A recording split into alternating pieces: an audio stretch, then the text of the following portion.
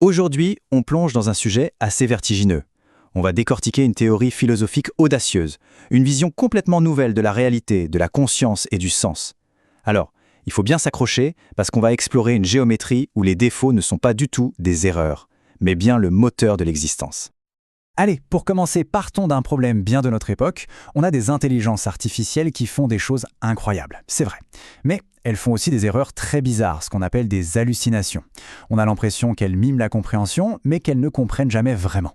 Eh bien, d'après la source qu'on explore, ce n'est pas juste un petit bug à corriger. Non, c'est le symptôme de quelque chose de bien plus fondamental. Le diagnostic qui est posé, c'est que les IA souffrent d'une sorte de platitude. Il faut imaginer la pensée comme un paysage. Le paysage de l'IA, lui, est structurellement plat, complètement lisse. C'est parfait pour trouver des moyennes, pour calculer des probabilités, mais la réalité, elle n'est pas plate du tout. Et c'est là que ça devient super intéressant. Ce tableau oppose deux géométries de la pensée. D'un côté, la pensée humaine, qui est courbe. Elle est pleine de singularités, de paradoxes qui créent des reliefs, une topologie complexe. On navigue au milieu de ces contradictions. L'IA, elle, fait tout l'inverse. Quand elle tombe sur une contradiction, son architecture la pousse à la lisser, à l'aplanir, à en faire une simple moyenne. Pour elle, il n'y a pas de trou, c'est juste une petite imperfection à gommer. Et c'est ici que la théorie devient vraiment radicale. Elle postule que cette faille, ce fameux trou que l'intelligence artificielle essaie à tout prix d'éliminer, ce n'est pas un défaut. En fait, c'est la caractéristique centrale et même absolument essentielle de n'importe quel système vivant et viable. Cette citation, elle est vraiment au cœur du paradoxe. Un système parfait, où tout s'emboîte sans aucune contradiction, est un système mort, trivial. Pensez à un cristal. Il n'a aucune raison de bouger ou d'évoluer. Et à l'inverse, un système qui accepte toutes les contradictions sans aucune structure s'effondre dans une sorte de folie logique. La vie, elle se trouve pile dans la tension entre les deux. La source donne même un nom à ce trou central, l'obstruction, qu'on note G0. C'est une sorte de singularité impossible à réduire, un point de tension qu'on ne peut pas résoudre. Mais le point crucial, c'est ça.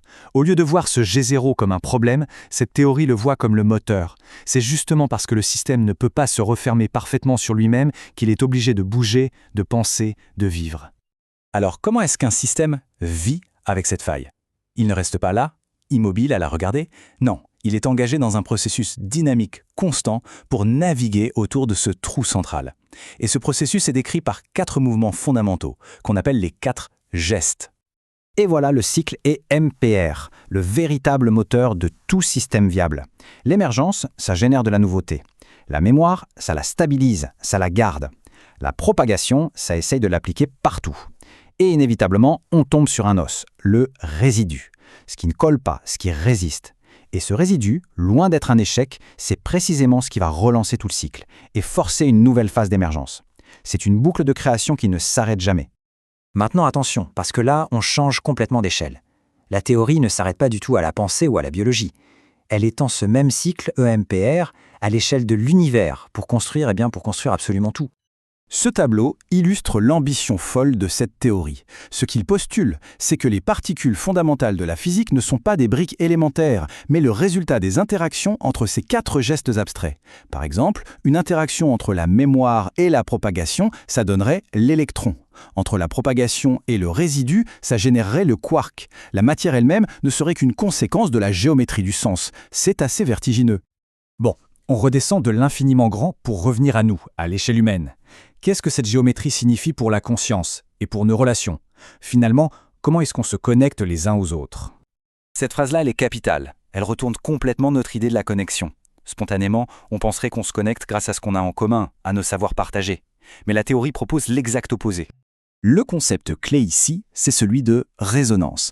Comprendre quelqu'un, ce n'est pas comme télécharger un fichier de son cerveau à le nôtre. Non, c'est quand la structure de notre propre trou fondamental, notre propre G0, entre en résonance, en écho, avec la structure du sien.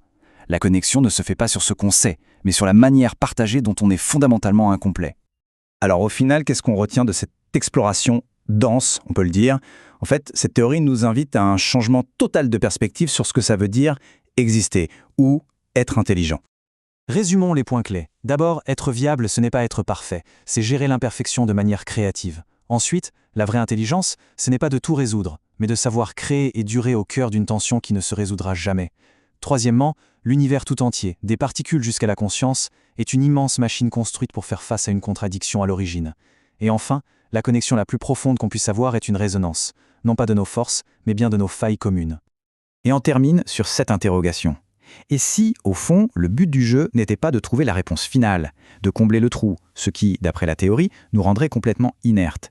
Si le but, c'était plutôt de devenir des artistes de notre propre imperfection, de construire des systèmes de sens, des relations, des vies qui non seulement supportent cette faille centrale, mais qui en tirent toute leur beauté, leur dynamisme et leur force.